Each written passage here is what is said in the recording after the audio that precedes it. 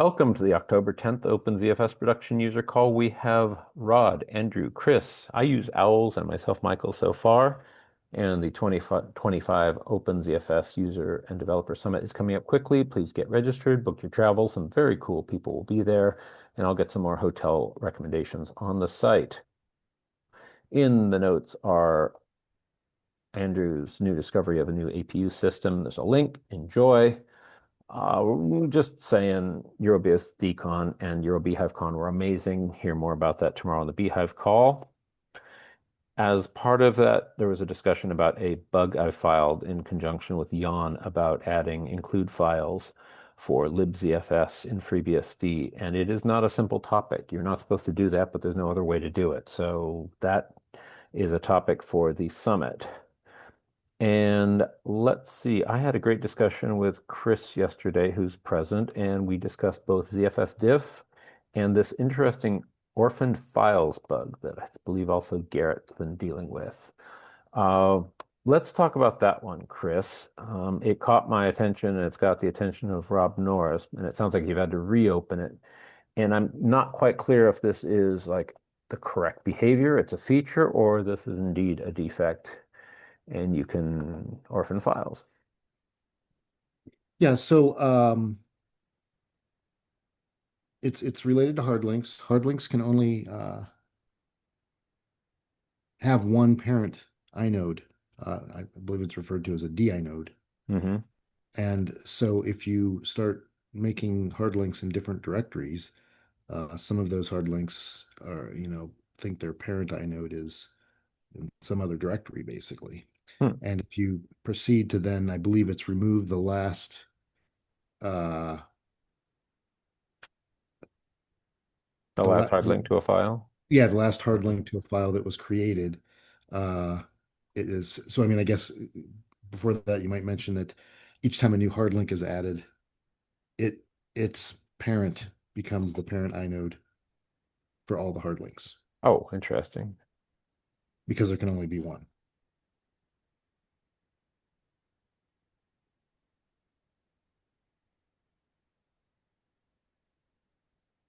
And I do my best to keep up on notes here. Mhm. And it sounds like, let me guess, hard links are pretty important to your backup strategies.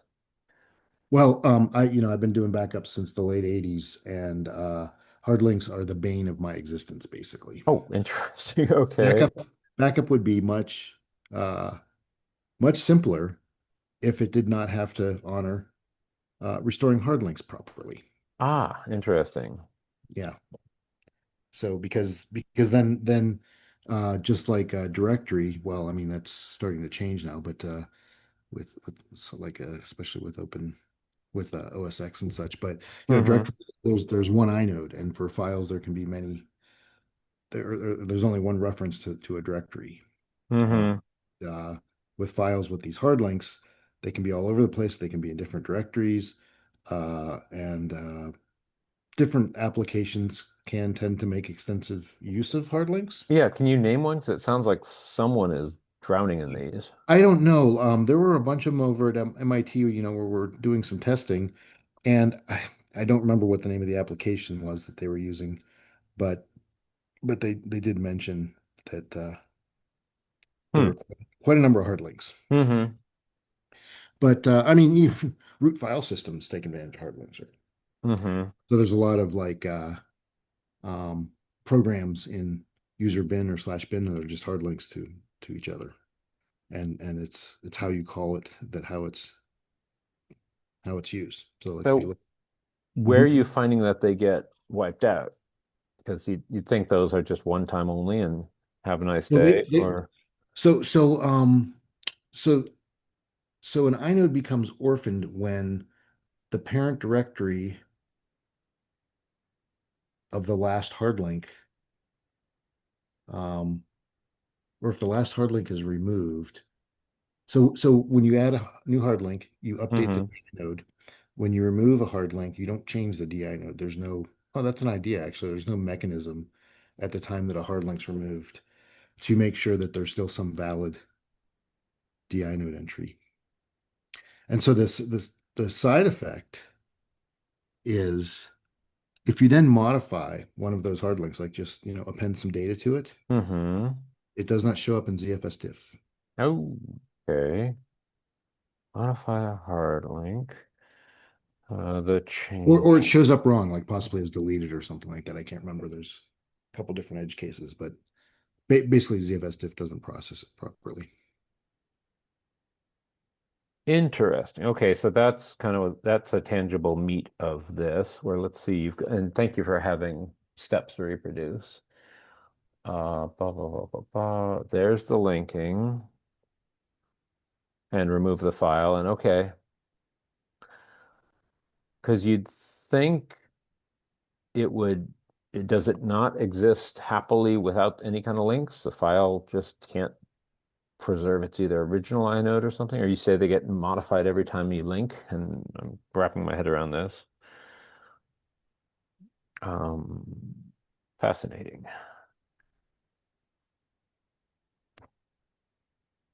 And Garrett reproduced them in a few places. Okay. Hmm.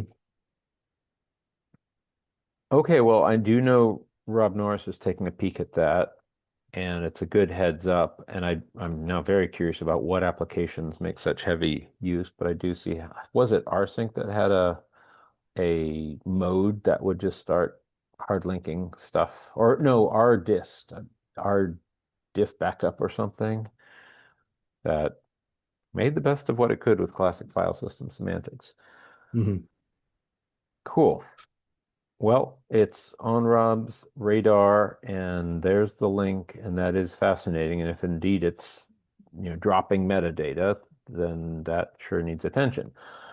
And that said, you made a comment privately earlier that extended attributes, speaking of metadata, are handled as directory trees when looking at either both only under the ZFS diff or just in general in the file system. Um, so yeah, this is with ZFS diff. It is let's see, when you do a set ACL type, so you can do a ZFS set X adder, and Hmm. if you set it to on, which is also the default, Hmm. then ZFS diff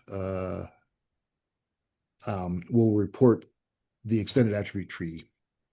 I believe what it is that so it's pretty simple to, set up some extended attributes and run ZFS diff. If you set it equal to, if you do a set X adder equal to SA, Hmm. then I believe then that's when you get the storage not in the directory structure, but like somewhere in the inode or whatever, somewhere else, and you don't see these extra messages. Okay. So it's a For metadata. whatever yeah, for whatever reason, when I set this up originally, I kind of was reading the man page on all the options, and I just happened to set X attribute equal to SA to make sure I had what I wanted. And then it wasn't until it hit QA that somebody used the default and said, why am I getting, you get like a directory and a file for each extended attribute. And the data set that they were copying into their ZFS tree had a lot of these things. And they're like, why am I getting three times the number of files that I know that I should be backing up? It's Yeah. because of all those. Is So for us, it was just putting a filter in and, rigorously testing because you can actually create actual directories with the same names, which I don't think anybody would ever do, but that's the kind of testing I do. Well, that said, is the on behavior for like cross-platform portability, so it's kind of just exposed and you can pick it up manually, whereas Hmm. FA sounds kind of POSIX native. Hmm. Maybe they describe it differently. Do you have a little snippet you can drop in of the on behavior? So I confess I haven't, Oh, geez. if it's convenient, else I'm now, curious to give it a try. And Oh. yeah, I don't really. I apologize. I wasn't really sure. hey, no worries at all. I'd just be curious when that visibility is like useful to the user, or it's just Mhm. My wild guess is it's just cross-platform portability or hmm. Well, what's interesting is that if you create a file system and you don't specify the extended attribute mode, it will be on. Hmm. And if you use it, probably a lot of people out there don't even use extended attributes, but This is true.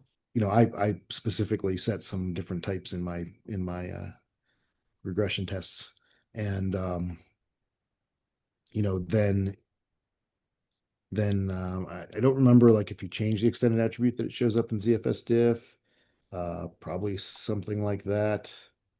But it would be nice if maybe there was a because it really is part of the file system, I guess. It's just hidden, they're like dot extended attribute.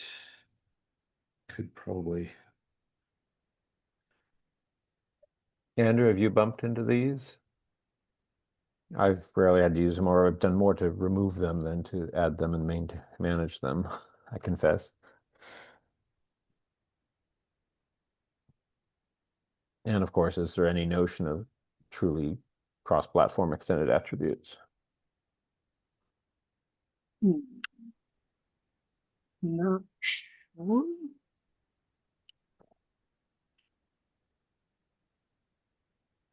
No worries. I can give you a little code snippet if you like. Oh, sure. I don't think this is Keep it anything coming. You can drop super. it in chat or drop it in the doc in context, and I'll format it. Let's see how that looks. Eh, eh. Um, so that was the patch. Okay. So it's this is processing lines of ZFS diff, and you can see for a directory you can get an xadder with no trail. This special greater than xadder or less than xadder greater than. Oh, okay, you're doing it right there. Is this fair to share and put here? I hope. So So, what? Sorry, go ahead. No, I was going to say that it is a small code snippet that anybody could probably. I mean, cool. if you'd rather see the actual output from ZFS diff, I An don't know. output would be handy too. I'm fascinated by the notion of a little tree that it's sharing, and I can see how that's unwieldy to, either unwieldy or is not super helpful to a user. What I was going to say is I want to say the xadder stuff gets used on our side of things by the SIF system or when we're doing Windows shares. Mm-hmm. But please don't quote me. Mm-hmm. Okay. No worries. And And yeah. the application that I saw was using it for Samba. So if we're using it for SIFs, that's not even remotely shocking. Mm-hmm. Yeah, just to clean up the code a little bit, just take out the demessage error lines. I think it's still readable. I see These- that one these- with the D message. Like pull out how much of it, or if you want to jump in the docker, I'll No, drop no, it. just the message, the bsnap diff message, demessage 5 line. Yes, Yeah, just get rid that of whole that. line. Yeah, that is Bacula bsnap diff is Okay, the technology and all that, but I thought, just for an example, sure. this this is just and then there's one more. And I confess the notion of ZFS diff and metadata handling is worth exploration, like we're doing. Um, hmm. And I think I've mentioned it before. I've used DFS diff just to find hotspots on the file system, which of course won't cover read, but to see where users live, well, see what's modified in all practicality. Mhm. Cool. Andrew, do you have any ZFS diff stories or tips? No, I haven't done much with ZFS stuff. No worries. Well, again, that ticket is on Rob's radar.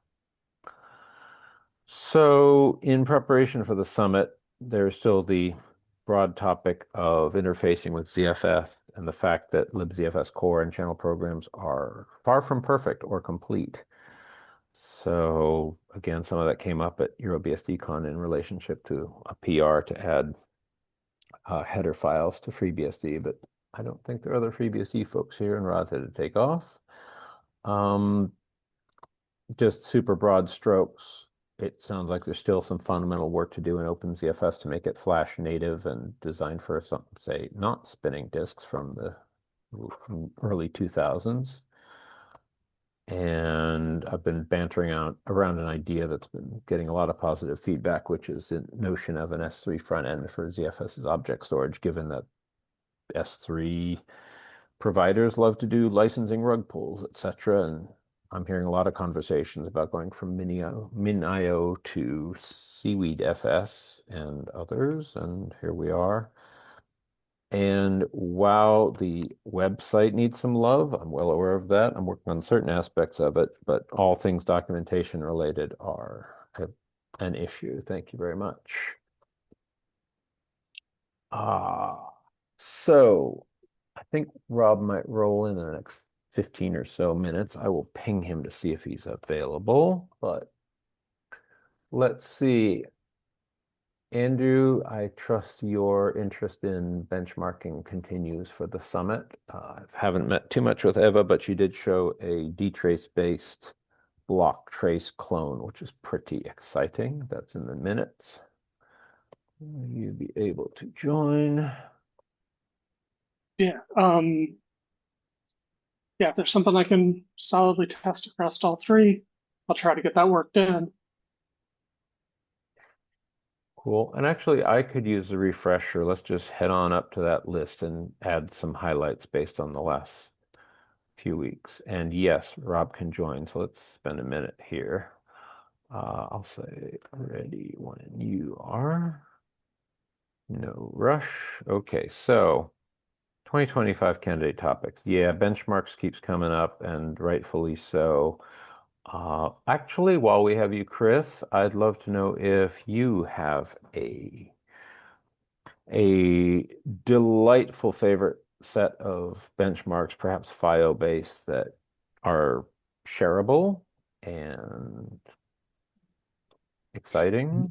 I do not. You do I can not? tell you one of the interesting ones that I developed that is kind of what I use for performance testing is I wrote a program to create a file with the entire UTF-8 namespace, which is about 1.2 million files. Mm-hmm. And then I manipulate that by, you know, doing whatever to exercise the code. And we, in our documentation, have some benchmarks using that to compare doing ZFS diff with tree scans, Mm-hmm. and I don't know if that's been published yet. So MIT is kind of like our beta site right now, Mm-hmm. and they're on FreeBSD. But I tested everything heavily on FreeBSD and on Ubuntu for ZFS. I think I even ran the test a couple times on a Red Hat style, uh, like Rocky 8 or something like that. Mm-hmm. But yeah, I don't really have a lot of familiar with benchmarks. So Interesting. And I suppose, yeah, with backup, you're kind of at the mercy of things finishing when they finish. yeah, I mean, Um, I can tell you. So like we over at MIT, we had a about 165 million file ZFS volume mm-hmm. that we backed up, and I don't remember if it took 7 days or 2 weeks, to do the initial full backup. Mm-hmm. And then a little bit after that, we took kind of a catch-up incremental. And this is a fairly idle file system, so the data is not really changing that Yeah. much. And so then we took a regular incremental, which was a tree scan, and that took about 14 hours. And then when we turned on ZFS diff, and actually, you know, did the difference on the two snapshots, took about an hour. Hmm. To run the And diff operation or to. no, a big part of that was just the setup. So the Mm-hmm. metadata management, which is just part of regular backup. So the actual ZFS diff probably took 10 minutes, something like that, maybe less. So, that's what we're mostly looking at is like rather than tree scanning these large guys that aren't changing very much and beating on the file system, and yeah, it's quite a bit faster. And we've got some things we can do to make it even faster by dealing with the metadata management better. So Okay. Have you done anything with special allocation classes, which might cache more metadata, be it on dedicated flash devices, etc.? that would be a Just a function thought. I would guess that Garrett has his ZFS servers pretty finely tuned. Mm-hmm. So in terms of, I haven't really looked. Oops, sorry. The configuration space for ZFS is quite large, and I don't have that Yes, much that is. familiarity with it.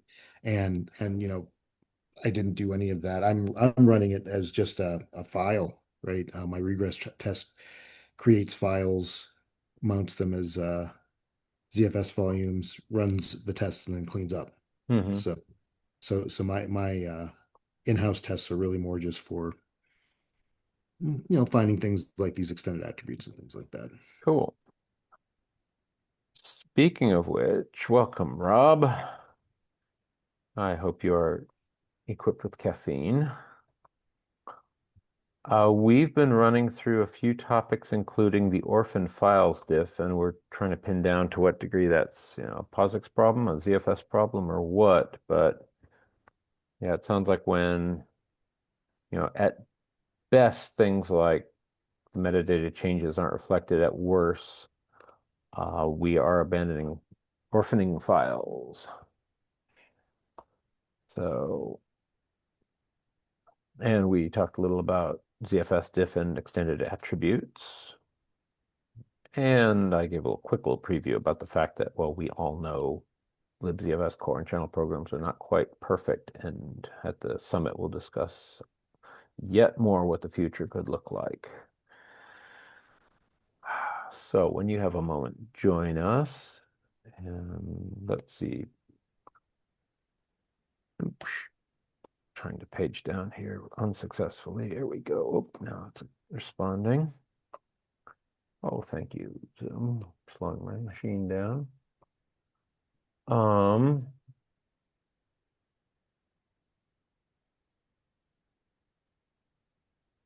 Rob, you're muted if you're able to join now. If not, I know it's still not on the hour. You might not yet be fully available. But let's take one more look at that PR. And Chris, were you part of reopening this? No, I just mentioned it to Garrett, Okay, and he, and he went and looked it up, and you know, I basically posted it, and yeah, I didn't really get a lot of response, so I just kind of, and then as they were testing the Bacula software, I think somehow the topic came up, and he got interested and went and checked it out. yeah, cool. And thank you for having, again, reproducible, the steps to reproduce it. And it's good that he's testing it on several systems. Anywho, and then, Oh, you had mentioned something. I didn't have my yes, notes up yet about one of the features with ZFS. Was it the different ways of doing checksums? yes, Yeah. indeed.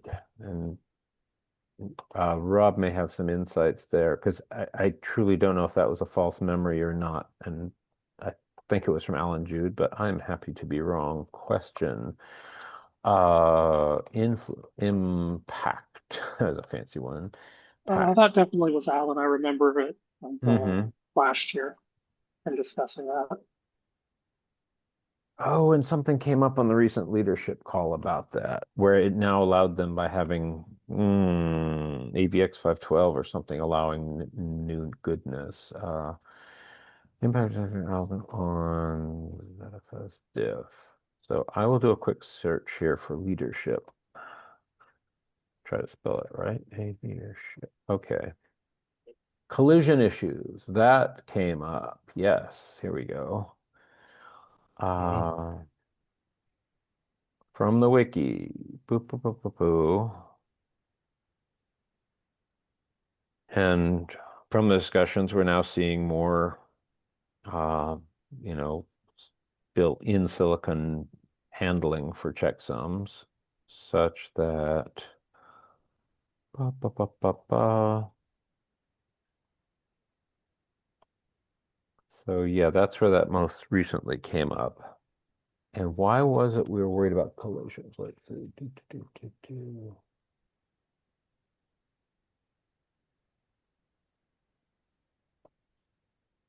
This can have performance is based usually where the same files are regularly overwritten. Anyhow, Okay, so that's where that came up last. Feel free to take a peek, but I do recall there being more metadata being visible when the different checksum algorithm was used. But Mhm. uh, maybe Rob can clue us in. Give him a few more minutes to settle down. Where are we? Get back to the present here. Okay. So, and Andrew, are there any topics you want to present on at the summit?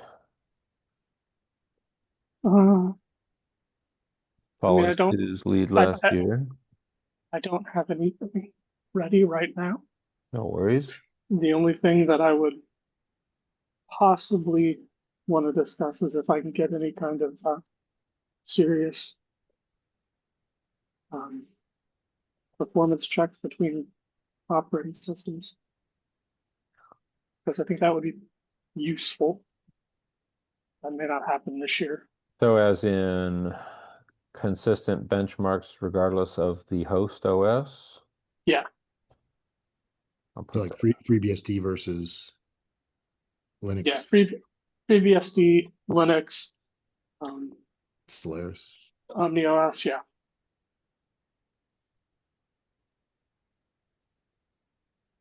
And we are in the unique position collectively to use the same pool with a different host OS, which good luck on almost any other file system versus minus FAT32. Just saying. Yeah, it's awesome about 32. Yeah. Okay, noted.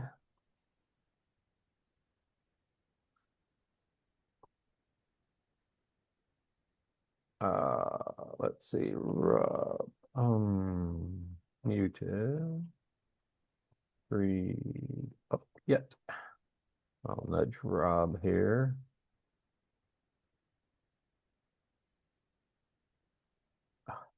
He has joined the call, yet he might be still finalizing his caffeination. Let's give him a minute. Um, Combination's important. yeah, it is. Yeah, it is.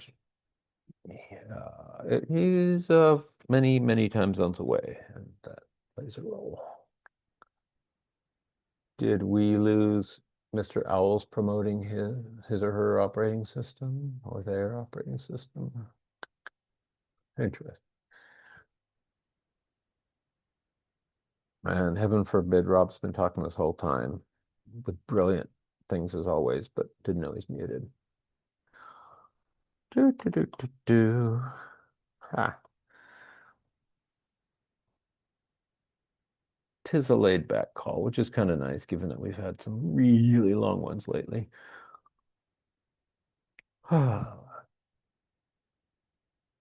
Anyway,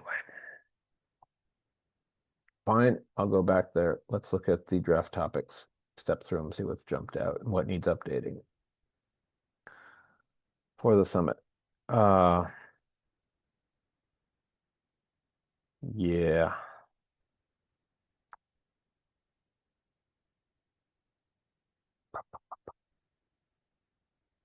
I don't think at his desk. Cool. Stepping through. Uh, okay, there's that PR. Let's see.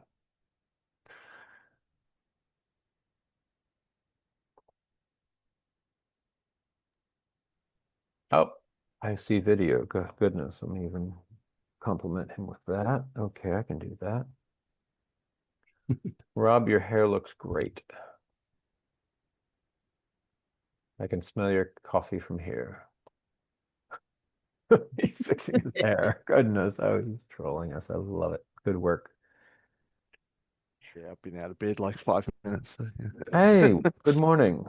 Good morning. Hey, Welcome to the adjusted time zone to accommodate you. And wait, so your time will become more difficult next month or so when you have a time change, or it'll be easier? uh, easier. Easier. Right now, Great. it is just before 7 a.m. Oof. Next week. Oof. Okay. Next week, right now, will be just before 8 a.m. Got So it. much it. Love it. Okay. That said, while we are graced with your presence, we did a quick look at this orphan file issue, and I guess I didn't get a chance general to look at it yet. consensus. Okay, no So go worries. on. Uh, it does seem like an issue rather than desired behavior. Just saying. Uh, Chris shared some observations on multiple symlinks and hard links to the same file, and then I guess on the last one, dereferences the file's orphaned. And my just naive thought was that, well, doesn't the file have an original inode that's preserved in some way, but I don't know. Even if you that was one thing I thought of as possibly a small table of, 4 or 5 possible parents or something like that. And every time a new, but I that seems sort of over the top. But even if you save the original hard link, you could come up with an exercise where you remove that as well. So Hmm. Yeah, the what gets stored because a hard link isn't a doesn't store a new object. It's just a directory entry. Um, all directory entries in CFS are just named to object ID pointers. Um, so, and thinking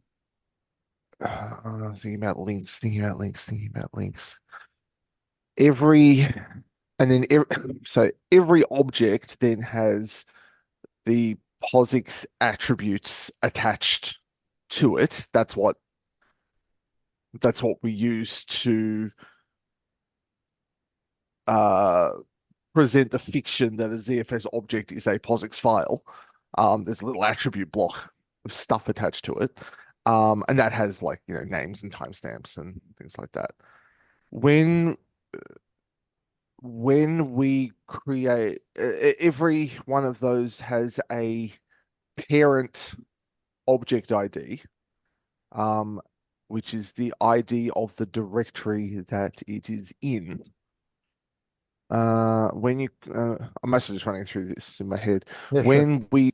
When you create a hard link, so when you create another link to an object, that parent ID is overwritten. So it is always the ID of the last directory that added a reference to it. yes. So that I know is true. What diff uses is I'm not sure, but we don't update that parent ID. Like when you remove a file, we don't update it because otherwise, we'd have to do a search to find out, oh, is that really us? And it would be a mess. There is a patch floating around that will track. Maybe that's something we need to do. That will track all the parent. Makes it a list of parents instead. So every directory in the system that has a link to that file. It was written for a different thing. It was written as a prototype for a macOS feature because on macOS you can actually ask a file, which directories are you in? So yeah, anyway, that's me. That's me muttering about how things work, but I don't know enough about what diff does. To what extent it I actually think looks at those parent pointers.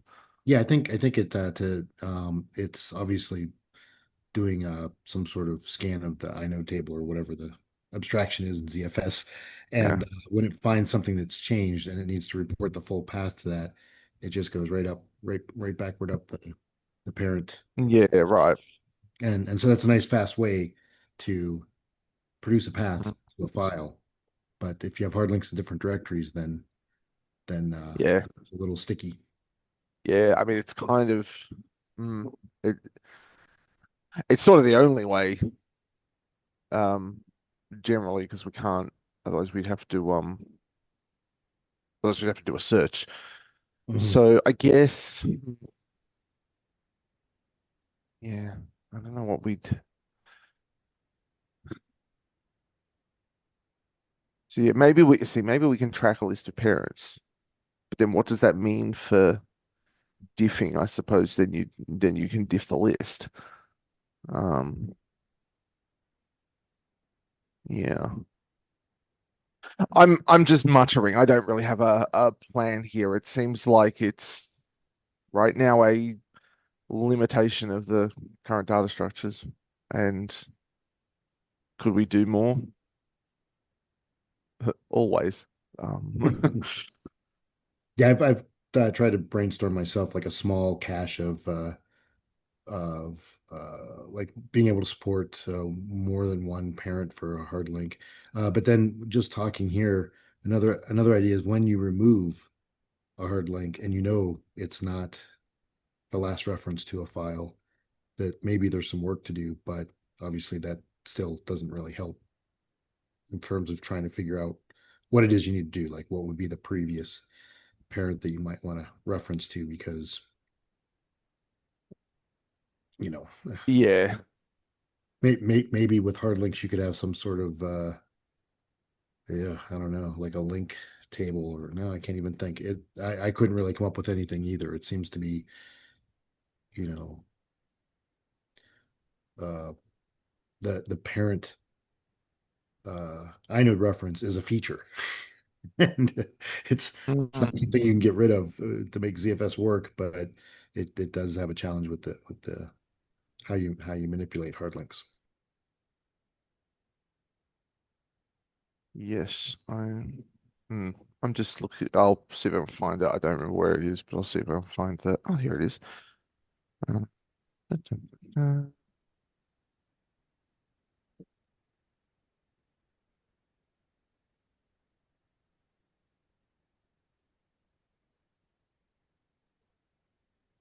While you look that up, welcome Jason, welcome Stu. Thank you. I'm on holiday still, so Oh, well, I was about to ask, do you have any I, topics I rode for? out to a big rock called Uluru during the holidays. Very cool. Rob will know. Dang, that's a ride. I started at Sydney Opera House, and it took the hard way. Oh yes, I remember you were looking for podcasts. This is this on a push bike? Yeah, You're a madman. Well done. 3,800 Ks. Good Lord. Wow, goodness.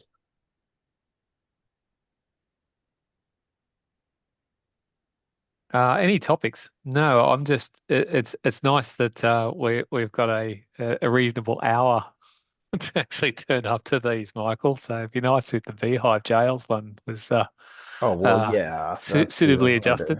harder. This slot does put pressure on Europe, so it's kind of tricky. Yeah.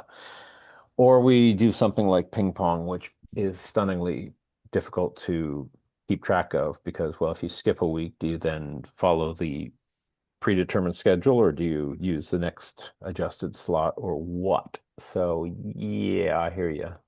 Above Yeah. all else, I hate ping ponging. There you go. There you go. Yeah. I will say the old time slot is very easy over the summer months here. I had no Yeah, over the problem. summer months it's easy. Into the winter Yeah, is yeah, because we get the shift. You guys go backwards and we go yeah. forwards, so Oh, it aligns easier. But during winter, it's like I turn up for the FreeBSD Journal editorial committee, and that's at 4 a.m. during winter, but oh it's 6 goodness. a.m. during summer. So it's Oof. like it's a lot easier. Oof. Yeah. Yeah. Are you suggesting you have pent up beehive topics? No, Hmm. my my Beehive usage is just basically the same as it's always been. Um, Well, it's just always interesting. been It's was managing the the social services of the Outback, but I am looking forward to there's that tool that was demoed a few meetings ago. That was good, but the actual uh the suspend and resume stuff and being able to do live migration. That's going to be the killer feature because you got ZFS already underneath, so that's fine. It's the actual killer feature is the live migration because that's what's killing us from being able to move over to another like box Well, if do you've got an check out. out the Beehive, Euro BeehiveCon recording that's out there, and I'll segment that up. And this is from what, last Friday? I mean, come on, it's all breaking news. There's huge progress. Well, it's just like I didn't. I was pedaling my bike in the middle of the desert at that time. Didn't Understood. get Well, to didn't get to watch the streams. the recording's up, so you can just hop through it as you please. Okay, That's for cool. tomorrow's call. And same with all of these calls are recorded for the most part, so you can enjoy them asynchronously. So tell us more about this thread, Rob. You, Alan, Yeah, well, now I'm skimming Jordan. through it. As you skim through it, I'm catching myself up on it. Yeah, so Hmm. it basically makes it so that we can store all a list of all the directories that have a link to a file. So have a hard link, not just the last one. And Hmm. when we remove it, we can remove that. So it keeps a fairly concise um uh list, like not a raw list, but like a set of ranges. So and also the number of, because you might have multiple hard links in a single directory, the number of links in each directory. So we can sort of have a total ref count, or well, it can be matched against the ref count. When the true parent, or so we keep the parent and we keep a list of parent links. And That's oh, this is yeah. So we have it all there. Um, then it's just how to resolve them back into names. But yeah, Alan's link was to talk at the 2020 Dev Summit, which oh, was proposing a um proposing basically the same thing, or something very similar, that would make it quick to look up all the names of all those links as well. And specifically talks about diff.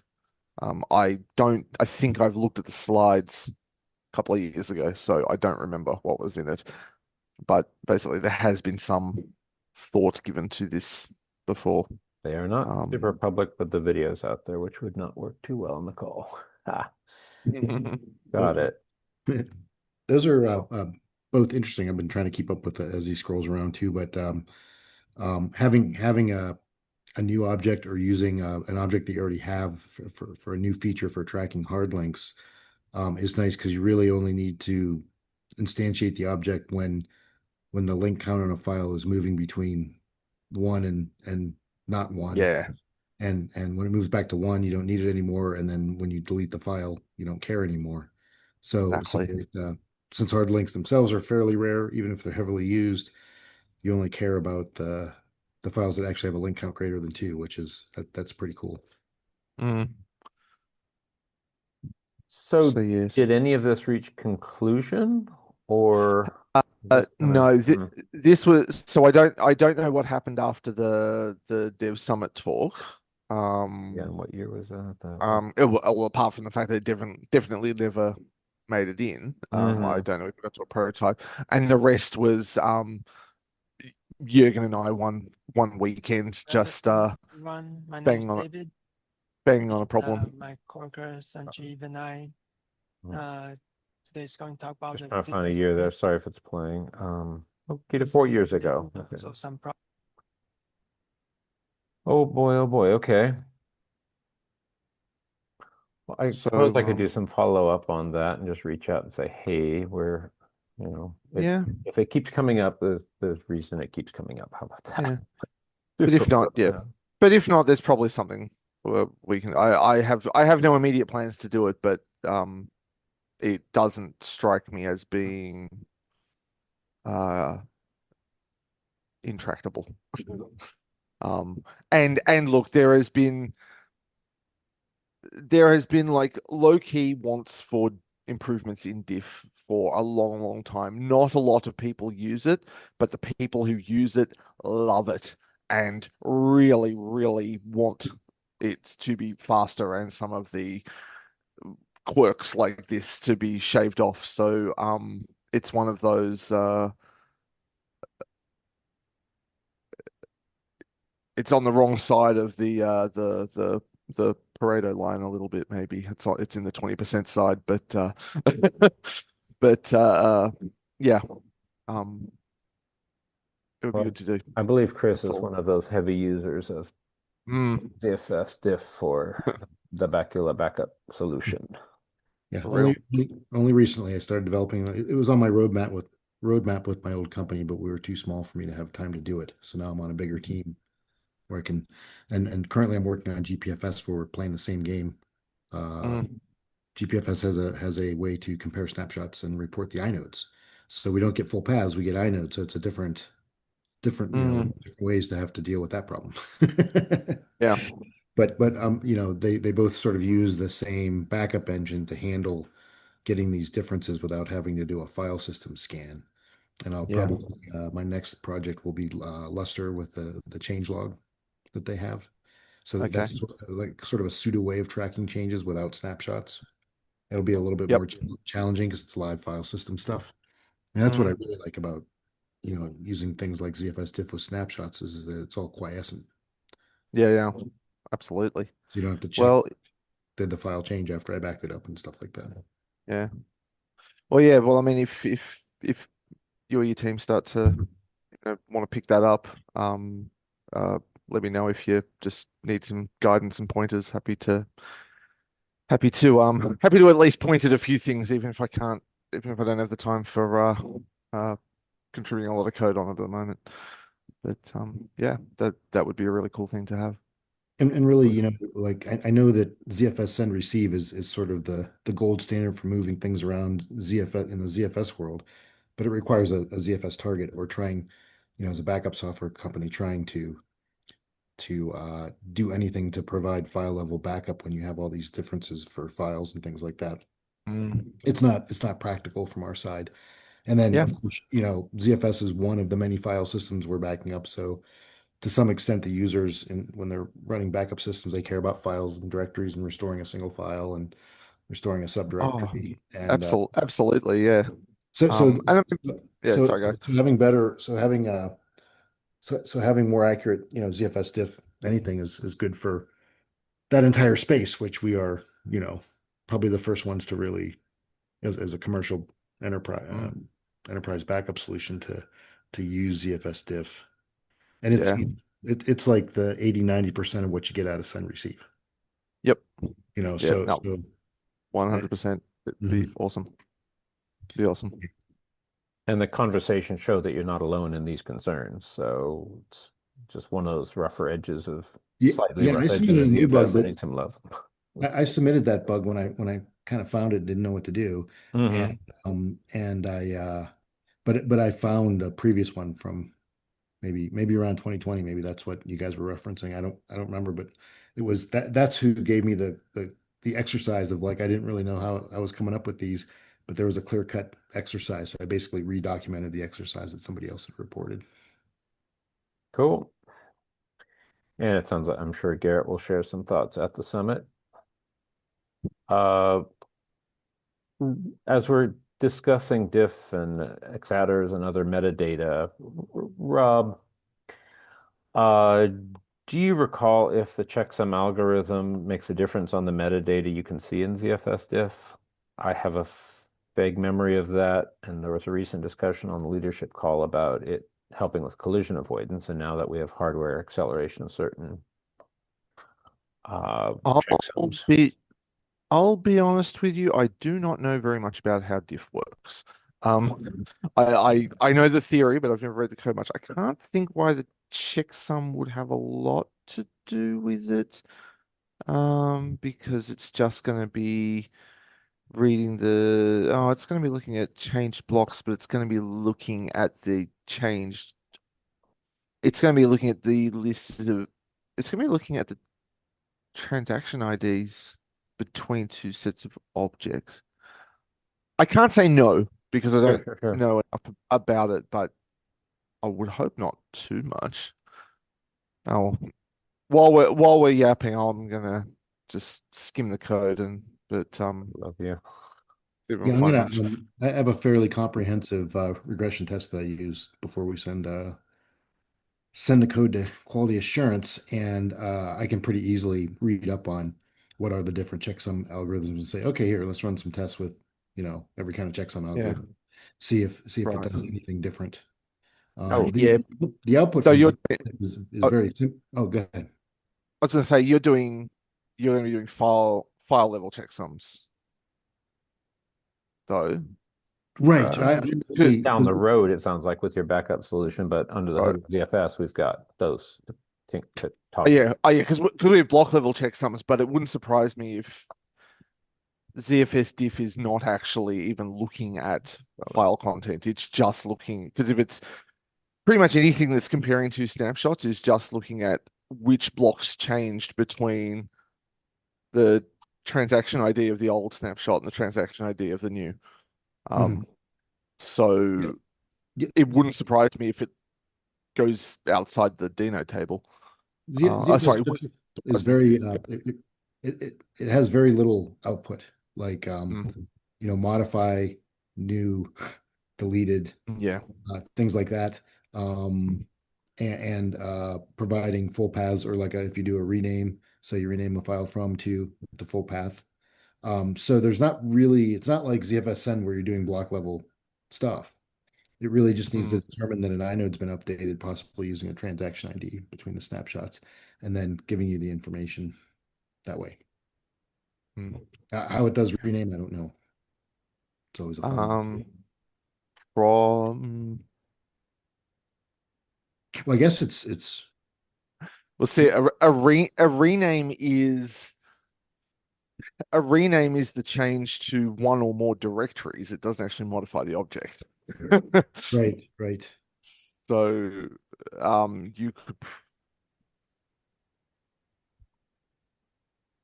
you could probably see it through a change in its parentage. Oh, just in no, just in the path record maybe, because we keep a path attribute on the object, mostly to make like stat calls, Mhm. uh, stat and something else fast.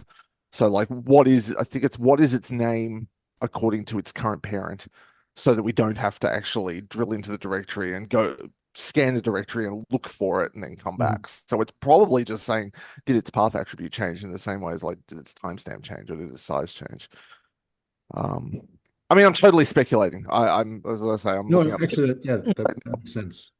That but I'm makes sense. thinking like most things in ZFS are like, I find they uh, they are implemented in about the simplest way you could imagine. And I'm starting to learn those patterns, so I'm finding more and more often when I go, probably something like this. I'm like most of the way there, which is nice and also a bit terrifying. It's like, hang on, No, am that's a I good just making point. And am I just making shit up now? So, if, all if right, if here we go. if you have a file, if you have a directory with 1,000 objects in it, and you rename it, you get one line from ZFS. I've renamed this directory. So it's up to the Mm. application to figure out what to do with the rest of the stuff.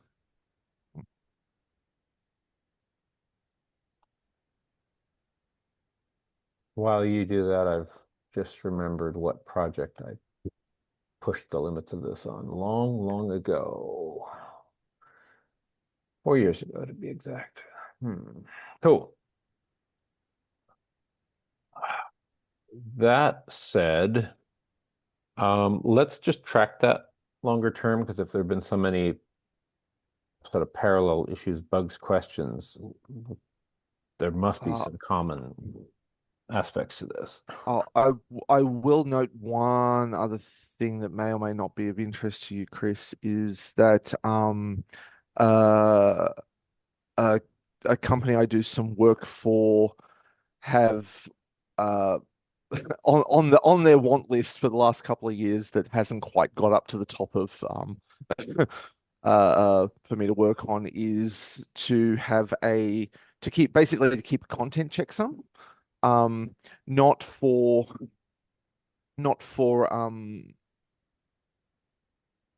like any kind of integrity purpose. That's all still going to be block level stuff, but just so they can do a very quick, like through some kind of extended stat call, or ioctl can very quickly say what is the content checksum of this whole file, whole object, so they can quickly say, has it logically changed, like at the POSIX level, since I last look, so that they can do things like uh, like punch holes or rewrite things, or change the block structure without their application. They have basically an object store, like an S3 clone, and they want to be able to very quickly tell from their application, is this thing different to last time I looked, regardless of how the underlying storage has changed.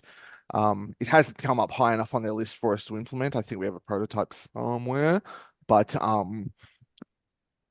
if that or something adjacent to that is interesting to you, hit me up privately, because I can probably put you in touch with I'm at Clara Systems, so we do a lot of sort of private ZFS development, which we then eventually upstream. So I can probably put you in touch with Alan, if you haven't already chatted with Alan, and if you wanted something around that area, that might be enough of a push to like bump that up the list a little bit. So there are other people thinking in that sort of area, is basically what I'm trying to say. Mm-hmm. Well, like a lot of stuff, like the checksums themselves, the compression is a nice one too. Basically, currently we don't really care what's happening at the how the blocks are being stored for a file, and whatever efficiency. We're going to read it as a regular file when we back it up. Yeah. And then we have our own mechanisms so we can employ LZO or some other compression as we send data over the network. So if it's compressible data, it gets compressed, maybe not at the same rate. Yeah. And I think we probably could. It might be worth investigating the algorithm and then using that if we have something Yeah. near or close to that algorithm that the user has chosen. But some compression is better than no compression. And then we also have a deduplication engine where we can turn off compression and just send Very cool. blocks. And that there's options for scanning for holes. I don't know how popular those things are either, but holes in files, efficiently backing up holes is probably the second bane of my existence with backups. I like that. Oh yeah. But I, in my last life, I was getting ready to implement the seek hole, seek data Yeah. updates to lseek, but I never got Yeah. Oh, got to that.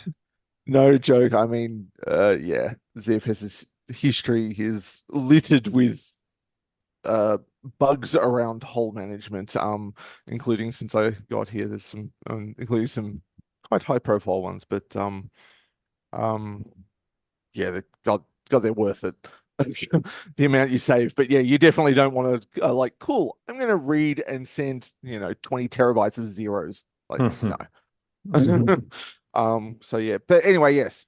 If in the Yes. general case, I'd say if there's more that ZFS knows a lot more than it can currently tells you or can tell you. So it's the kind of thing, like, if there's more we could be doing to actually expose data to applications that helps you make useful decisions, like like where are the holes, but also like has this changed since, or what is the nature of this change, or I don't know, all sorts of stuff that would be useful in sort of a generalized kind of way. That's worth talking about. That's A what lot of it Garrett mentioned too. is just, yeah, a lot of it's just no one's ever asked. So Mhm. um so Yeah, yeah. Garrett was thinking along the same lines. I guess that's something to talk about at the summit. It should be interesting. Yeah, awesome. But yeah, Oh, for holes, either compression takes care of it, or for deduplicating, that takes care of it too. In terms of the right. storage, doesn't help with the network, but Hmm. Yeah. Cool. But you got, basically, we also have a synthetic backup. So once we back up the 20 terabyte whole file, if it doesn't change again, although if you have a 20 terabyte whole file, you're probably doing something interesting where you're going to be randomly changing parts of it. But Yeah, but makes sense. yeah, so the synthetic backup is the final piece, so that essentially what we want to do is take an initial full backup of a data set of Hmm. and then use ZFS diff forever and just maintain a couple of snapshots going a few days back. Hmm. And another thing you may, if you did want to do something, oh, again, I'm mostly just pointing you at things that might be interesting, I think, rather than trying to preempt your design. Do you know the tool, the ZStream tool? Like No. ZStream. So ZStream will basically the replication stream that you get from ZFS send has a whole structure. Mhm. The ZStream program can ingest that on standard in, so you can do ZFS send pipe ZStream. So you can do ZStream dump, and it will show you in plain text what's going on. So obviously it's still block level, so it doesn't show you um but it doesn't show you the content, including of like directories and stuff, because they're above that level. But it shows you like here are all the blocks on the stream and which objects they correspond to and that sort of thing. And there's a couple like it's a pretty terrible tool. There's a couple of little things in there about like it can add or remove compression to the stream on the fly or change it so you can do filtering on the stream before you then funnel it through receive at the other end. But some people have used it to do things like write like filter out blocks that they don't want in the stream or modify like dig into certain structures and flip bits around in there and that sort of thing. I don't know if this is interesting or useful, but I guess what I'm saying is like Had I it, known about it when I started, I certainly would have taken a look at it. It mm, sounds like it's some kind of middle ground between ZFS mm, send and ZFS diff. Um, but yeah, Bacula does support doing like block level differences on files. It's just mm, when you use that yeah, feature, you may lose access to yeah, some other features, or mm, but they have that kind of thing, and yeah. either ZFS send or something like this that sort of makes it a little bit simpler. So I'll read up on it and And try to learn a Rob, little bit more. Rob, does that relate to redacted send? No. Okay. Um, uh, yeah, that tool, no, that tool is not involved in redacted Okay. send. It's a similar concept though. Redacted send is kind of like a filter that's built into ZFS, which like it takes the stream and then goes, oh, you've put object 34 on the redact list. I'm gonna just remove it. But so conceptually similar, but no, ZStream is just a program that runs Okay. in user space, takes a stream on standard in, throws a stream on standard out. Cool. Anything else on that topic? And I ask because, Rob, we had chatted earlier about, what high-hanging fruit are there on making ZFS more flash friendly? I assume vendors have been chipping away at some of the lower hanging fruit, but are there architectural changes that still remain, and are they The larger than any one individual or company could tackle? um yes, there are things, and yes, many of the individual pieces can be tackled, but they probably need some coordination to bring Mhm. ZFS as a whole along. So just some examples that I can think of. So the broad category is Flash is very, very fast, and most of ZFS's architecture internally, um, is from 2001, where disks were very, very slow. So ZFS, deep baked into its bones, has the idea that anything we can do to anything we can do is going on the CPU is going to be faster than what the disk can do, and so that's where the benefits of things like compression and stuff happen. Like we recommend everyone turn on compression, not just because it uses less space, but because going out to disk and getting that data is getting the uncompressed data. Like we're better to get I forget exactly, but we're better to get the smaller amount and uncompress it. That's going to be faster than getting all the data. So Yeah, like the CPU is you're better off using the CPU to do the extraction for that than trying to do bus speed for data extraction, because exactly. you're only going to pull from spinners like 150 megabyte per second. But if you've got that compressed, and you're getting like 2.5 to 4 times compression on that data, then it's way better. No. That's it. But once we get to Flash, Flash is often faster, or faster than anything we can do.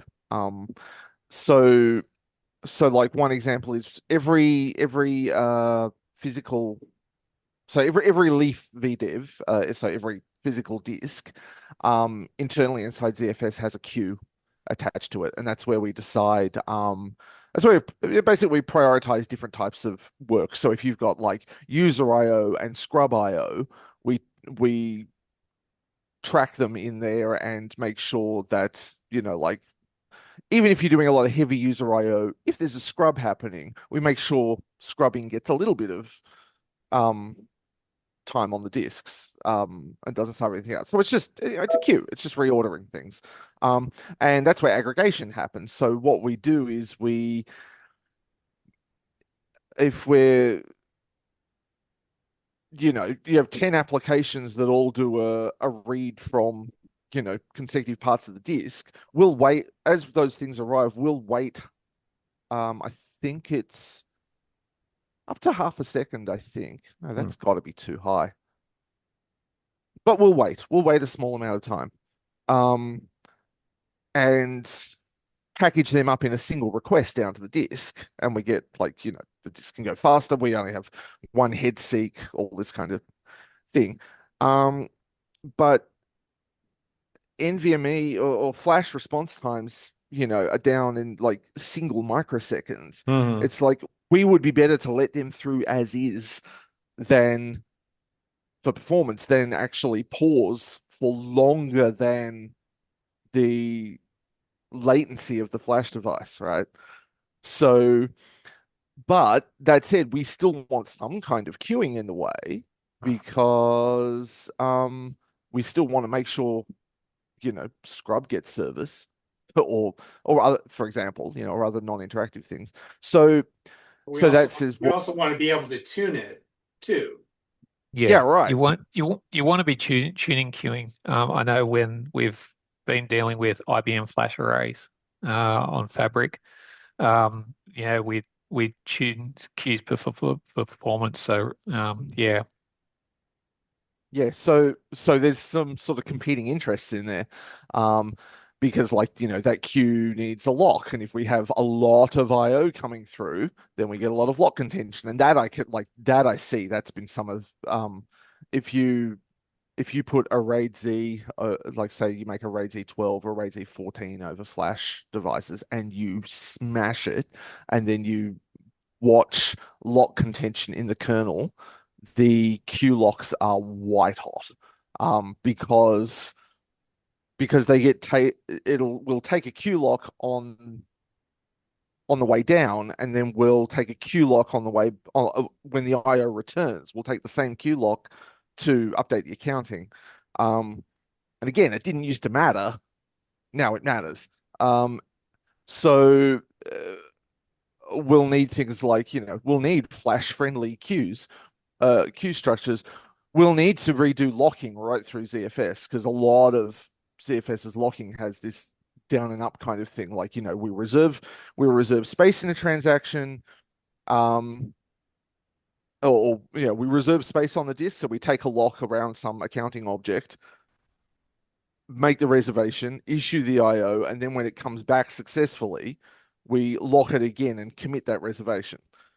Because if it had failed, well, then the write didn't happen, so we uncommit the reservation, or undo it. We do that all the time, that up and down sort of stuff. But when it's that fast, you've got stuff coming up and down at the same time, and they're both hitting that. Oh, now, like that sort of thing, that's not necessarily hard. Like modern computing has, locking primitives have come a long way. It's more just we've never needed it. So it takes someone just to do that time and make sure we're not, breaking the world when we do it. Like I said, I've got some of those patches around. I've done some of this work and not all of it I've upstreamed because it's like, oh well, this doesn't give a performance gain because of all these other things. But like the reason I mention these together is I wrote a lock-free queue. It was very hard to write, and it made performance worse. Oh, Because interesting. Yes. and it made performance worse is because I had 12 queues before. And once they all went lockless, all the IO was instantly returned into a single accounting lock at the top. So suddenly that single lock, which was not contended, is suddenly getting hit, 12 times harder than it was before. And so everything ran slower because everything was waiting even longer. So it becomes that's where it becomes a whole we sort of need to and it can be done very slowly and methodically, but, sort of got to be done. Then there's I'll just keep talking until you tell me that's enough. The IO Brilliant wisdom. Keep it coming. Yeah. So the IO pipeline, so in the ZFS code, like zio.c, obviously this is the heart and soul of everything that ZFS does. That this is the SPA. And the way it works is you stick a logical IO in the top. So the DMU or the ZIL or any of the subsystems, the receiving, the stream receiver, all sorts of these bits of infrastructure, they treat it like you imagine a disk to be. It's like I put an IO in the top and I say, here is a block. Here is a 128 block write. Go. And from there, it will go, oh, has this got compression enabled? Cool, I'll compress it. Oh, has this got encryption enabled? Cool. Oh, I've got the keys. Great. I'll encrypt that. Then I'll submit it down to the physical layer, like the VDEV layer, and it goes in the top. And it's like, oh, okay, that's a RAID Z VDEV. Cool. Let's split it into chunks. Let's calculate the parity. Let's, allocate the stripe. Let's do all this stuff. Oh, cool. We'll write that down. Now we're down at physical disk. And the VDEV tree technically could go, might have a mirror under it because if you're replacing a drive, that's a mirror. It's just a fancy looking mirror. But, so it goes down through the VDEV tree and gets cut up and put back together and all sorts of stuff, and eventually lands at the drives at the bottom, gets queued because they're competing with other stuff. They're getting IO from other sources, goes in and then comes all the way back up. Checksums are done there and it pops out the top as success or failed. Okay, so you've got this gauntlet of stages that need to be run for every IO type. Those all take time. Each stage in that can stall, and not all of it's IO. Like it's got this weird, like we call it an IO pipeline, but like compression is not IO bound. Compression is CPU and memory bound. So there are different, you can do a lot of compression while the disks are busy. But if you've got no spare CPU cycles, then your disk can be doing nothing and you will still be waiting for compression. So all of these places, we can wait. It's actual work we have to do before we put IO on the disks. And again, in the past, it was never an issue because the disk was so ridiculously slow. Now it's like every single step along there kills performance. Now, like there is a diminishing returns kind of thing. And I don't know to what extent that pipeline needs to be restructured, but like I increasingly find that it is, when I'm tracking performance bottlenecks, mostly in new work, I end up with something stalled in the pipeline waiting for service that shouldn't really be waiting for service. So I don't know what a rebuild of that pipeline looks like, because obviously that's where all the smart ZFS things happen as well. Like that's approaching a redesign of ZFS to make significant changes there. And I mean, I've been making a significant change in there. Literally, I've been working on it for the last 2.5 years. I hope to post it this week. And then another bloody thing came up. And I'm not even redesigning it. I'm just trying to add one additional piece of correctness. It's like it wants to be what it is. So, big job. Yeah. Can be done, but big job. And then one other thing from there, um, You cut out there? Oh, yeah, oh, we have wires, lots of wires. my microphone is separately attached, and I just trod on the wire. Then it got wrapped around my foot. There are enterprise flash devices like like U2 or U3 form factor coming, that have compute uh, um on the device. I've heard that one So before, but yeah, those are indeed arriving. yeah, and Okay. if they're arriving, that means people are going to want to use them. And I mean, Yeah. this is not a crazy idea. We have compute on NICs. We definitely have GPU offload. Hmm. We have computers in all sorts of things, but ZFS's sort of origin myth is that disks cannot be trusted. So what does it look like? What does ZFS look like when we start handing off some kinds of work, or we want to hand off some kinds of work to the compute node on the drive? What does that mean? What does that mean if we can we trust it to do its job? Some things we want to do, we might be able to do there, like control the. It's most of it. People are talking about like controlling the flash translation layer, so the part that makes it that maps like from looking like a contiguous run of bytes into whatever flash cells there are. Hmm. Some of it is just about being to provide your own flash translation layer. But there's also Rob, sorry. we've been putting up with that with SSDs and NVMe for quite some time now because, unlike spinning Rust, you could never trust the actual cells on the back end of those anyway. So we're sort of putting our faith in the reporting of the actual compute module on the storage to actually tell ZFS it's actually doing I mean, what it's supposed to be doing. it's true, but and I mean, no, you are absolutely right. And look, maybe the answer in that will just end up being, yeah, ZFS isn't for you. Hmm. Um, but things I'm thinking of, there are some. I saw a paper about putting compute near the flash, which was talking about you doing like compression and checksumming there. So basically doing data transforms on the device. Now, if we wanted to take advantage of that, and there will be demand to take advantage of that because there's performance there, but it would be like, well, how do we trust that the drive can do some kinds of checksumming when traditionally it's like, well, we do the checksumming so we can tell if the drive is lying. So if we can tell if the drive screwed it up. And I don't know if that's something that we want to fix. I don't know if that's a problem that fits in sort of the conceptual model of ZFS. I think it's a conversation we'll have to have at some point because people are going to turn up and they're going to say, I bought all this high speed gear and I want all the things that ZFS give me. Hmm. Can I have it? And we want to at least be able to say no, but we thought hard, and here's why. Yeah, rather than um, uh, there's more. I should stop. There's lots of Sure. things like that. Um, And and portability and I sure think jumps out. Go ahead. yeah, I was just gonna say, I think they're all things that we can do.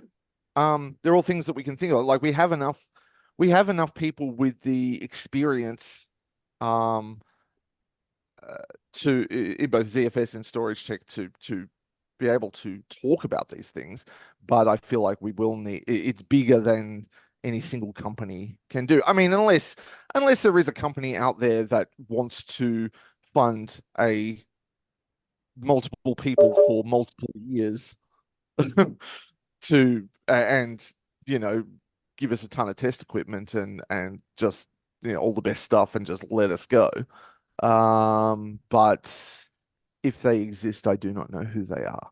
And I would like to talk to them because that kind of work is so interesting, and I also like job security. So Amen. yeah, To help that, Rob, a dollar amount would be fantastic. You could say, hey, it's going to cost $6 million or $3 million or 450,000. If there's some sort yeah, of abstracty number that you could say, it's like, hey, that's a way to get some sort of partnerships, or hey, you could get, call it selective cloud funding to yeah. I that mean, type of thing. I'm I would have to plan it out, but I'm guessing. I mean, it's going to be millions. It's going to be like,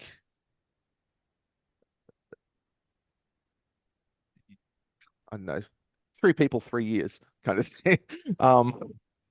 Five, like, but Yeah, but the, but, the, but that kind of order. Yeah, you're right. I mean, you're right. We probably do number, but that's part of it. That's why we need a plan. That's why we need to have these conversations, because it's going to require a lot of like this locking stuff. You unlock one part and it slows everything down. So it's going to need like agreement as like a large development team that like these are all the intermediate steps that we have to do that will not show progress, yep. but And not break things need as you to go. need to be done, and not break things over, which could mean like, oh, we just don't ship that, or it's an experimental module or whatever. But even then, it's like we don't really have the structures internally to swap out a queue, for example, a queue implementation. We could, none of it's hard, but it's those kind of things. So there's a lot of pieces. But it also gets back to the, okay, open source is designed to be backwards compatible for archaic stuff. Yeah. This would necessarily be things that couldn't be. Yes. So Yeah. it's a mindset change as well. So whether it's within the OpenZFS realm or whether it's an offshoot, all Yeah. of those things come into play. Yeah, and it could, yeah, yeah, and it could be like this is almost like a you know, a lab, OpenZFS Labs project, a bit like Cherry. Yeah, Yeah, you've heard of it's kind Cherry. of I saw Brooks on the last yeah, dinner there, and it's like, well, that's almost like a multi-decade project just to really solve, memory safety and hardware and software. And so yeah, I've seen it, but they are making progress, and they're making huge progress now. But yeah. sure And you took see, and time. that stuff is I watch that with such fascination, because what they're learning I'm glad you there, heard, but they're able, they're now bringing back like into FreeBSD. They're Mhm. bring like and in a way that is not breaking compatibility, but in a way that also, kind of lifts all boats. If you've got the hardware that supports this stuff, then you get the extra stuff. But if you don't have it, you get the software improvements, just by dint of just the code being better Oh, and they're and better finding thought out. countless bugs by just exercising it this way. Yeah, So, absolutely. hmm. So I imagine that would be part of it. But yeah, if and then if there are like actual incompatible architectural concepts, like, it would suck if we had to say the only way, if you use OpenZFS with this sort of hardware, you flip this switch on for maximum performance, but it means that you don't get checksums. You can still use snapshots and all that kind of stuff. Like maybe that's a place where OpenZFS would go, no, that fundamentally breaks the The promise, if you promise we've like. made, exactly. That is Yeah, the word. you will have to find another way, Hmm. or we do have a spin-off. We do have, we call it a different thing in VFS. So I mean, I would hope all FSs are NV, but anyway, but non-volatile. But anyway, Well, Stu, yeah. thank So you for asking the pointed question there, because I that's a mean, great question. yeah. it's a great it is it's really important. So yeah, like and all this conversation point, like I write code all day and I see things and go, well, that's gonna suck if we ever go any faster, and then try not to Yeah. think and try and pretend I didn't see it. Yeah, but Um, Well, it's pile but of also post-it notes where they're stacking up, and you're like, oh boy. mate, The just oh cool. yeah, yeah. God. From this morning. Yeah. Sorry, go Stu. You as gonna as say a something? as a newbie, I just Oh have no, a sorry, go on. question on this topic. Um, do you guys work closely with like TrueNAS, and are there any other companies like TrueNAS, maybe that maybe some that Rob is working for or whatever that take advantage of Yeah. open source and provide another layer that for profit that where some of this money could come from? Um, look, I think I think so. I mean, look, I don't know. I'm generally not involved in the business side, but yes, like for Clara, um, just a programmer there, but I can mention a few companies mostly because uh their names are already out there. I just don't really want to mention too many. It's unlike a kind of this kind of call, but there are yeah like there are people at TrueNAS who work on the OpenZFS upstream project. There are a number of NAS vendors that we do work with, both feature development, support, maintenance. There's a couple of big, like very big cloud services companies. Mhm. Some you've definitely heard of, some you may not have heard of, who work with us on that. So my gut feeling is, yeah, like as a business development thing, they are all very, very interested in, you know, rem having a viable product based on ZFS in the next, 5, 10, 20 years, whatever, I would imagine. And so given that, yes, they can probably be hit up for um financial support, but I think it's a bit chicken and egg as well. There's not many people are just going to give you money for nothing. So we still, as the open source project, still need a plan, still need some agreement on where we're going to want to go and what the moving parts are and what we need and that sort of thing. In what order those things come, I don't know. I Mhm. generally don't know enough about the business of open source, and I probably should know a lot more about it since that's where I make my money. But but yeah, it's that kind of I to answer your specific question, yes, I think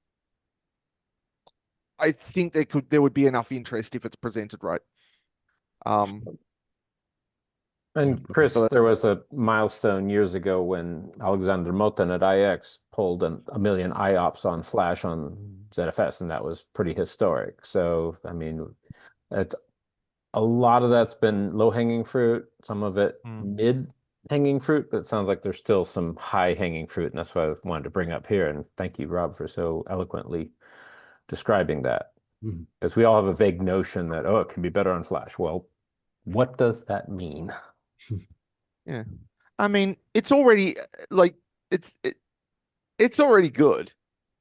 Particularly if you're upgrading from um rotating drives, you immediately, no matter how you set it up, even on defaults, you immediately get, 2 orders of magnitude improvements. Mhm. But but then you run benchmarks against, X4 or raw drives, and I realize they're very different prospects. And you look at the numbers and you go, right, well, there's still like, 4 to 10x on the table. Um, Mhm. how do I get some of that back? And some of it you can tune for, and some of it's just like, sorry. And So Rob, do we still have the kind of paradox that if you have all flash pool and a spinning disk pool on the same machine for different roles, you are forced to choose tuning for one or the other, and or a real unhealthy medium? yes, That's a classic yes. discussion, but I don't know if any progress has been made there to aggregate out Uh, the tuning. Yes, actually, Oh boy. Okay. I have a production quality prototype. Ooh, And I say ooh, do tell. because it Huh? If you're it allowed doesn't to. have the test, which turns I wrote it on a weekend. I was having a romantic weekend away with my wife, and she went to bed with a migraine headache. And so I pulled out while she Oh, slept. I pulled out the laptop, and by the time we went to dinner, I had this thing done. Which is basically make all the all the VDEV tunables for all the queue lengths and stuff, make them mm-hmm. be VDEV specific properties. Yes, Uh, please. Yeah, yeah. so that exists. The question was mostly we don't have a inheritance model for VDEV properties yet. Um, and so it's like, do you want to set those individually on every drive? Because what you really want is you don't really want inheritance. Well, maybe you do want inheritance because maybe you want to say all the devices in this RAID Z have this tuning. But on the other hand, maybe you want to say all of my all the devices in this pool of this model should have this tuning. And Yeah, that's not exactly. inheritance.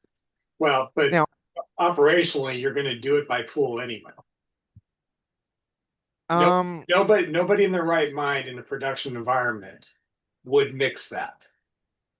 I tend to agree. I agree with you. Um, and with and I recognize there's sort of a selection bias here, but I get a lot of customers who have set things up very, very badly. Admittedly, they then Yeah. come. That's what I say, selection bias. They're coming to us for help and saying, "Why does this suck?" Yeah, Mm. you're seeing the But worst case. You're seeing the worst case scenarios, not, hey, I've got 700 of these systems out in the field, and I know exactly what drives and firmware levels are on each drive for each pool. yeah, I look, I do agree with you. And I'm not saying I don't think we need to do them all. I do think there needs to, like right now, if I gave you this patch as written, you would every time you replaced a drive, you would have to set tuning on it. Every time you Right. would have to set the tuning individually on each pool. So it was more just like, uh, how do we want to do how do we want to do an inheritance model for VDEV properties? Um, and because there's more VDEV properties than just tuning as well. There's like the the fault management thresholds and other bits and pieces. And I just didn't think about it. So Yeah. No, and that makes but I do think in that case, yeah, you're probably right. Like even just saying like this just inherits from the top. And if that doesn't work for you, come and ask us for another thing, a different thing. Mm. yeah. Maybe that's the whole story. No, that's fantastic, Rob. All And right, yeah, I'll dig out that patch and see if I can yeah. see how Was, hard it is to whip into shape. was I'd that a For forgotten sure. pet about it. project or a contract that went sideways or something else entirely? Um, no, I think it was no, it was just an idea that I had in mind from um. I think the inability to change them had been annoying me in my testing during the week, and Okay. I'd been sort of chewing on it, and then, like I said, I went away for the weekend, and I was still chewing on it. I'm like, well, fuck it, laptop out, let's go. My wife, my wife was fine because she had a sleep and her headache cleared. I tried to tell her what I'd been up to, and she was like, spare You me your got a new computer headache? bullshit. Take me to the craft market and the restaurant. I'm like, yes, darling, let's do that. Which That, I also love, but Mm. but that's great, Rob. I think that's got a huge upside with very limited downside. So, unfortunately, I want to be in the S3 conversation, but I've got to drop because this meeting Yep, moved against it another. did.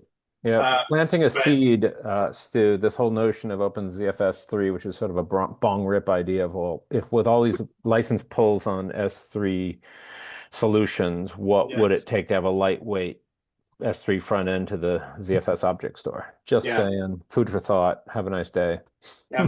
yeah. The key piece of it, and this is because I'm fighting it with other Hmm. things, is the ability to do all of the automated stuff that AWS does by default. So all the triggers on updates and deletes and moves and all that kind of stuff, that's critical, not just being able to create an S3 bucket with some sort of credentials. Got it. Cool. Thank you. It's that exact feedback we're after. But happy to have that conversation later, just not today. Sweet. Thanks for dropping in. Thanks, guys. Cool. Take Thanks a lot care. for your work, Rob. Thanks, man. Catch you later. Cool. We are down to Illinois and Melbourne. Yeah. Jason, the topic of benchmarks keeps coming up. Do you have any favorite tips and techniques? I suppose you too, Rob. Eva and I are tinkering with a dtrace based block trace clone, but that's a bit nerdy, whereas, FIO strategies here and now are appreciated, especially as Andrew pointed out earlier. If you've got, say, one pool and different OSs you can boot to, do we have meaningful tests across those OSs, or they just get really weird because of all the different, what was that contraption in FIO? You can choose OS specific, but Yeah, no, I would actually, for all the different use cases for different operating systems and based on their block sizes, I would analyze what I'd need and then adjust the record size if you're using file-based back VMs, or in ZVol if you're using ZVol. In FreeBSD, there's no performance penalties, but there is in Linux. But I work in the FreeBSD space, so it's like, I would adjust the volume block size accordingly, depending on what the workload is. do you have tools Have of to choice? be very careful. Mm. Have to be very careful with that, especially if you've got older SQL stuff with Microsoft, because of the 512 byte things. It knows what's underneath. But when I've presented it with iSCSI, I fool it. So I wrote a FreeBSD journal article around iSCSI and presentation and that sort of stuff, and how to deal with those sort of edge cases. But I'd always analyze what was going to go on the data set, and then adjust the parameters around that for my workload use case. So from a user space perspective, I've never worried about trying to analyze it from a dtrace perspective to see if I'm getting the right contention or whatever sort of thing. I would, work with how I used to do stuff back in the old days. Cool. Making Oracle go zoom, zoom. That's what I used to do for a crust. Oh, you did. Okay, sweet. And Rob, do you get dragged into benchmarking, or you blissfully exist way below at the code level? I get pulled in, but I'm not very good at it. Mostly because I think like a programmer a bit too much. And also so I look inside the box at, like, why is this going slow? As opposed to, like, well, can I change a setting that make it that would make things go faster? And also I end up wondering, like, but why don't they tune the application to be better? Like, they're asking ZFS to do horrible things. Why can't, and then someone goes, yeah, I don't know, they told us they can't do that. So I'm not the best. But I can do that. If you run a workload and it's slow, I can jump on the machine and go, yeah, I can see why. And, like, for example, as is well known, ZVols tend to perform quite a bit worse than like just like a file backed Raw file. In Linux. Caveat in Linux. in Linux. Yeah, and Yeah, I it's think it's not an issue in FreeBSD. Everybody goes on about it, and I go, I can't see any measurable difference in FreeBSD. Interesting. Yeah, well, see, I've been wondering why, because I've been in the ZVol code recently, and I'm like, okay, I'm starting to see some possibilities of why basically just it is not as smart in a couple of areas. I mean, it was an absolute tire fire before some changes I shipped a few weeks ago, where like if you created and removed zvols at high speed, you can panic the kernel like very, very reliably. Wow. Interesting. Uh, That's you won't you won't in horrifying. 2.4. You won't in 2.4. Um, because I redid all the locking. Um, but Rob, while but we have you, yes, finish that up, and I've got one last question for you. but anyway, what I was going to say is I would like I would love some easy to run workloads of tests of like representative workloads. That's I the tend to whole not theme, yeah. when I see people throw performance numbers and like show me Mm, graphs on things, I'm like, yeah, I'm not interested unless you tell me the actual like real life workload this represents. Like, because if mm, you're just blasting 4K Synthetic. rand Yeah. writes, yeah, like See, that's it's always like 4K rand writes sustained over, yeah, an hour. You're way worse than X4. It's like, cool. What program do you have that's that doing does that? that. Yep, And can bingo. I help you make it not be utterly shit? Because that is a bad way of doing things. Yep. But that tends to be the way I think about it. So I'd love to have those things to run though, because I do a lot of work in like the IO pipeline, and I want comparative changes. Okay, I want to yep, know, have I screwed this up? Um brilliant. trying to get Again, something that simulates a lot of the real world workloads is really what I'm interested in mm, because I completely agree with you. The problem is synthetic workloads are not useful because a synthetic workload isn't what people are actually using. Indeed. Well, then now that's even further reaffirmation of going down this road. And there what is I one might repo to look at which does have little mm, loads by description, like mail server what I and video editing. what Go I ahead, Rob. might what I might ask is if Yes. one of my one of the big customers I mentioned, who they have an object store like uh service, they actually have a test driver that we use that they use and they gave to us as well, that does simulate their workload. Now, because it's an object store, it's a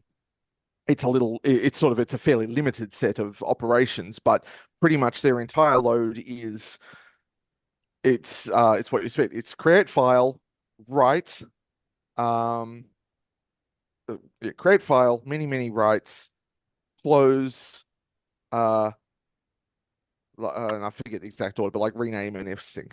Hmm. And and they also have reads, but they also have deletes. So the switches on the tool lets you specify you know, smallest file size, largest file size, so it, picks a random range, and then how many threads to dedicate to the entire thing, and how many of those are readers, how many are writers, and how many are deleters. And with that, we get a pretty good simulation of their workload. And that's been great for nailing out performance issues and also nailing out hitting correctness issues. Most of my work on fsync correctness in the last couple of years has been running that program, um, cutting the power while it's running, and then assessing the damage, figuring Hmm. out why, figuring out what went wrong in ZFS that it became damaged, fixing it and doing it again, Hmm. over and over and over again. So I might see if they'd be okay with making that available to anyone who wants it, just because it is an example of a test driver for a real workload. And maybe is something that can be built on. Got it. And I will look up one inspiring little bit here, but if you could, I beg of you, do you have an update on a rather scandalous headline out of, I don't know, what was it? Pharonics or something about the Linux kernel being hostile to almost all external file systems, including ZFS, as opposed to just ZFS, and people running around with their hair caught on fire, and et cetera, et cetera. The Uh, BK BKH BKFS It's syndrome. Yeah. Yeah. Yeah, I know the one you're talking I about. honestly I haven't seen whatever article you're Oh, you referring haven't? to. Oh, it was I in the mean, I know recent calls, but I think I can bring it up. there's been a there's been a whole bunch of stuff with bcachefs getting the boot, but Yeah, look, I anybody who didn't know that was coming wasn't paying attention. He's been Yeah, basically begging to get the boot. Well, yeah. Well, no, this was a recent one, like 2 weeks ago, and let me search for Shrug, which might this one, Linux 618 will yeah, further complicate non-GPL attribute yeah. file systems, So blah, look, blah, blah, blah. See here are the links for that. I'll drop in the okay, chat there. Go ahead. If yeah. Rob, if you have any news, great. If not, that's okay. There is no Boom. further update. It is not because it's not a thing. It's not a thing. I like the sound of that. uh, like Phoronix are a drama generator. Um, That's that fair. I, and like most of the time when people ask me something like, "Oh my God, the sky's falling. What does this mean for ZFS?" It's with a link to Phoronix. In this case, they were like, "Oh, there's an API change that has been staged as a maybe for 6.18, which will not be released for 3 months anyway." Mm.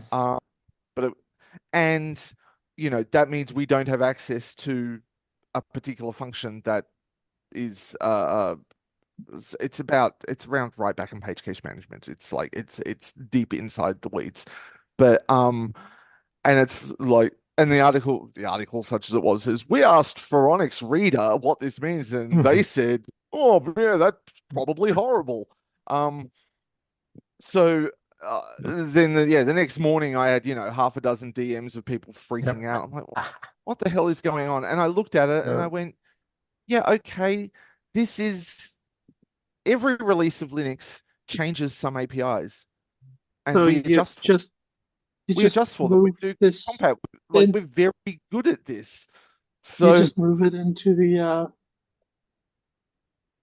into the module and done. no, it's not even that. It was just they have a different way. Like they just they replace the mechanism you use to do one thing, and so we just call that instead. It's like Yeah, and yeah. it's like if they wanted the really what we thought, they could have asked, and I would have gone, yeah, no big deal. So like I wrote like I did the full port that I would normally do for each Linux version. I did it for whatever intermediate step it was, staging branch. So that meant a couple of other relay changes, and then I looked at that and went, yeah, okay, I spent about 4 hours on it, and the test suite passed. So like, Okay, there you go. okay, fine, whatever. Okay. Like it was just, and like we do this every Linux release. Like this is just part of ZFS maintenance. That's So like fine. whatever, and we continue to work all the way back to 4.19. So like 5-year-old And Linux. and it, So and it like works whatever. fine too, Rob, because it's like, I've been tracking OpenZFS on Alma Linux and Fedora, and 2 weeks after those get released, then happy days again. It's just like the only issue was I think Alma Linux or Red Hat Enterprise Linux was from 9.4 to 9.5. There was a symbol change. It took like a month before we saw um, the Yeah, and that being able to access your pool again. Yeah, and see that's just release cadence stuff. People are always like, "Oh, OpenZFS is behind." It's like, no, we always have the patch on day one. We just don't do a release on day one. And then we say, Mm. "Yeah, could you run LTS kernels?" I mean, you run whatever you like, but generally I say to people, "Run LTS kernels, run your LTS upstream because, like, why are you running day zero software on a computer that you are trusting all of your storage to? Are you mad?" But, Mm. but yeah, that's all. I just tell people to use FreeBSD in that instance if they just want to, Yeah. that stable lifestyle. Yeah. I mean, I have toyed with the idea of possibly just sh hosting repos that are just the latest release of ZFS plus the latest Linux patches. But I feel like that's the kind of thing I should get paid for, so I haven't yet. But Sure. and if I could figure Yeah, out how mate. to sell subscriptions to an app repository, I'd do it. But Yeah, maybe it's something that Clara could offer as part of the subscription service. we do for Ubuntu. If you So if bringing if it you have back to open anyway. tools and not our vendor of choice, everyone having their own.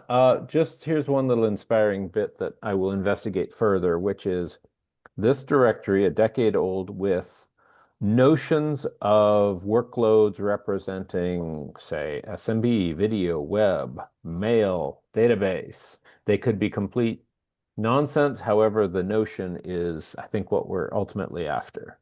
So we had Again, that Chris they're on only a earlier. generic if somebody's perspective on those particular things. It's not necessarily what everybody Indeed, would have in production.